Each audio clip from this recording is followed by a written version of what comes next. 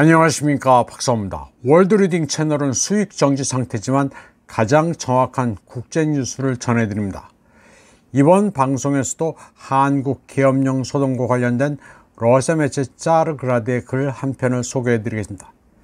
이 매체는 겉보기에 번영하는 한국에서 군사 쿠데타가 일어날 뻔했는데 이는 1993년 러시아를 강하게 연상시킨다고 했습니다. 최근 몇 달 동안 지지율이 급락한 윤석열 대통령은 야당이 장악한 의회가 북한을 위해 일하고 민주주의에 대한 공격을 하고 있다고 비난하면서 계엄령을 선포하고 국회 해산을 시도했다고 했습니다. 그러나 국회의원들은 동의하지 않았고 다수의 결정으로 계엄령을 해제했다고 했습니다. 쿠데타를 정당화하기 위해 윤석열은 TV 담화에서 국회를 지배하는 야당이 북한에 충성하고 반국가 활동을 하고 있다고 말했습니다. 짜르그라드는 그러나 1993년 옐친 당시 친위 쿠데타처럼 국회에 전차가 포를 쏘는 일은 없었다면서 러시아의 사례와는 정반대라고 평가했습니다. 짜르그라드는 사실 윤석열의 명성은 그의 사랑하는 아내 김건희를 둘러싼 스캔들로 인해 상당히 손상됐다고 했습니다. 김건희는 한국 법률에 따라 정부 관료와 그 배우자가 받으면 안 되는 $2200 상당의 디올 핸드백을 선물로 받았다고 했습니다.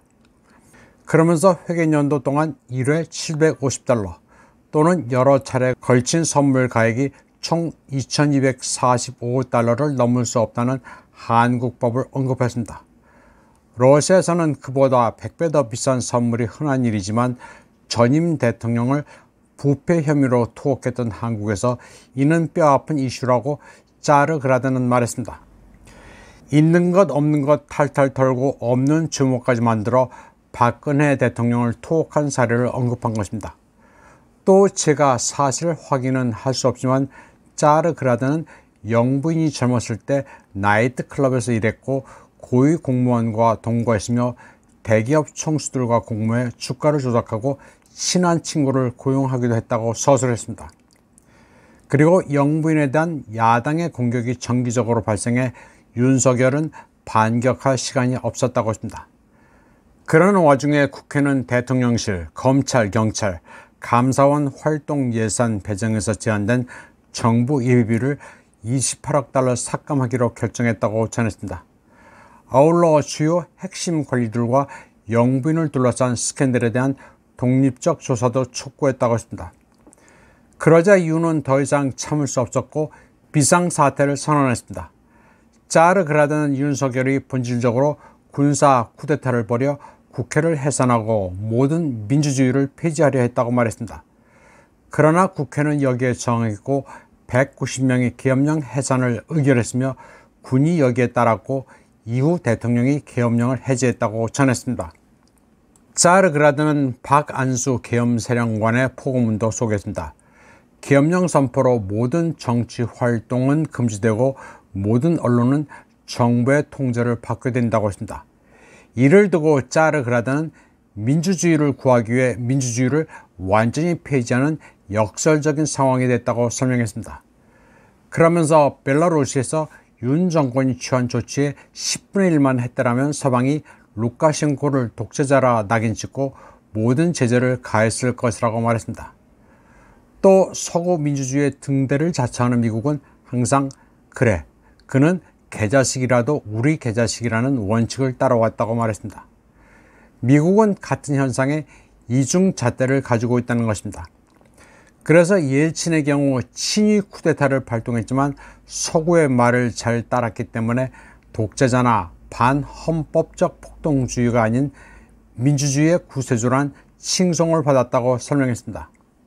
그리고 미국은 지난 10월 주한미군 유지 비용을 분담하기 위한 새로운 5개년 계획에 대해 유성국과 합의했다고 했습니다.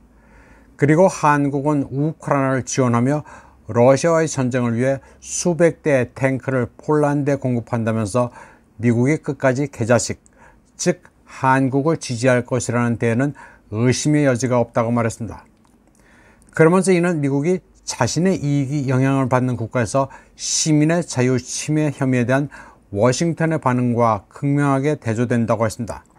미국은 조지아의 선거가 개표가 이루어지기 전 무효로 선언됐고 또 다른 마이단을 방지하기 위해 당국이 취한 법적 조치를 야당에 대한 정치적 탄압으로 선언했다고 시작했습니다. 발틱 3국도 미국의 보조를 맞추고 있습니다. 마리아 자하로바 러시아 외교부 대변인은 한국의 상황을 조지아에 비유하면서 리투아니아, 라트비아, 에스토니아가 조지아에 그랬던 것처럼 한국에 대해서도 제재하자고 할 것이냐고 말했습니다. 자르그라드는 모든 정권의 행동이 민주적이냐의 기준은 서방에 대한 충성이라고 말했습니다. 그러면서 그들은 마지막 순간까지 윤석열을 구하기 위해 최후의 수단으로 북한의 책동을 언급할 것이라고 했습니다. 그러나 러시아 과학원 극동연구소 한국학센터 수석연구원 예프게니 킴은 북한이 이번 사건과 전혀 관련이 없다고 말했습니다. 그는 윤석열이 자기 한 목숨 건지려고 하지만 탄핵과 거기에 수반되는 투옥은 윤에게 매우 현실적인 전망이라고 말했습니다. 그러면서 다모클레스 이 칼은 2년 동안 그에게 매달려 있었다고 했습니다. 러시아 매체 자르그라드는 결론적으로 윤석열의 업보를 말하고 있습니다. 첨언하자면 윤석열은 한동훈과 함께 박근혜 정부를 박살내고 수많은 사람들에게 고통을 안겨준 원조가 있습니다. 또 이번에 종북 척결을 외치면서 의사들도 말을 안 들으면 처단하겠다는 협박도 했습니다. 국민에 대해 처단한다는 표현을 서슴지 않는 것은 전체주의적 발상입니다. 일각에서는 윤석열 대통령을 지키자고 외치는데 저는 심정적으로 결코 동의할 수 없습니다. 물론 거대 야당의 입법 폭거와 예산 저지 횡포가 잘못된 것이기는 하지만 여당도 하나 나을 게 없는 집단입니다. 윤석열은 태생이 좌파인데 왜 보수 우파를 자처하는 사람들이 그를 지키자고 떠드는지 모르겠습니다. 보수 우파 일각에서는 이번에 계엄군이 선관위를 털었다고 해서 윤석열이 부정선거를 밝히는 게 아닌가 하고 큰 희망을 걸기도 합니다. 계엄을 선포했다가 금방 해제한다는 큰 그림이 있는 것으로 생각하기도 합니다. 그런데 보수 우파에서는 부정선거가 있었다 없었다가 반반으로 갈려 있습니다. 그리고 윤석열 정권이 지금껏 가만히 있다가 부정선거를 쾌도난마식으로 밝혀낸다는 상상은 좀 어색합니다. 흥분하기보다는 좀 진득하게 지켜봐야 하겠습니다. 윤석열은 문재인 시대의 비정상을 정상으로 돌려놓은 게 거의 없습니다. 내치와 외교안보 모두 엉망입니다. 이번 방송은 여기까지 하겠습니다. 시청해주신 여러분 감사합니다.